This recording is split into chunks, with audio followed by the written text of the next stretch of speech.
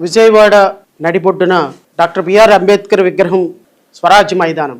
బహుశా భారతదేశ చరిత్రలో 125 అడుగుల విగ్రహం ప్రమారమి 400 కోట్లకు పైగా ఖర్చు పెట్టి ఈ దేశానికి రాజ్యాంగం అందించినటువంటి ఒక రాజ్యాంగ రూపకర్తగా, ప్రజాస్వామ్యవాదిగా, ప్రపంచ దేశాలకి ప్రజాస్వామ్యాన్ని రుచి చూపించినటువంటి ఒక మహోన్నతమైనటువంటి వ్యక్తిగా కీర్తించబడుతున్నటువంటి ఒకే ఒక మహనీయుడు డాక్టర్ బిఆర్ అంబేద్కర్.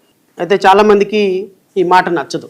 ఎందుకు నచ్చదు అంటే వాళ్ళకున్నటువంటి వాళ్ళ పర్సెప్షన్ని బట్టి ఆయన ఒక రాజ్యాంగ నిర్మాత, డ్రాఫ్టింగ్ కమిటీకి చైర్మన్ మాత్రమే.